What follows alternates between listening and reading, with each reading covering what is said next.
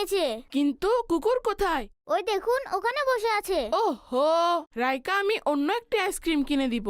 এখন তাড়াতাড়ি চলুন, ঘরের সবাই টেনশন করছে হয়তো। ঠিক আছে।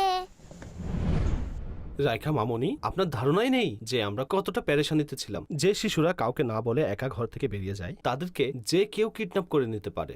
আল্লাহ না করুক বাবা, আপনি এগুলো কি বলছেন? আল্লাহ পাক আপনাকে নিরাপদে রাখুক, কিন্তু কখনো কাউকে না বলে একা একা ঘর থেকে বের হওয়া উচিত নয়।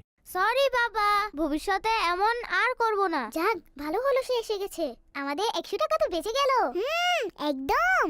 এখন এই টাকা দিয়ে আমরাও আইসক্রিম খাবো। প্রিয় ছোট্ট বন্ধুরা, আমরা যেখানেই থাকি না কেন বড়দের কিছু না বলে ঘর থেকে বের হওয়া একেবারেই উচিত নয়। আর যখনই বাহিরে যাবেন নিজের বড় ভাই অথবা নিজের বাবার সাথে যাবেন। আর যখনই কোনো মুসিবত হবে তখন চিৎকার চেঁচামেচি না করে ধৈর্য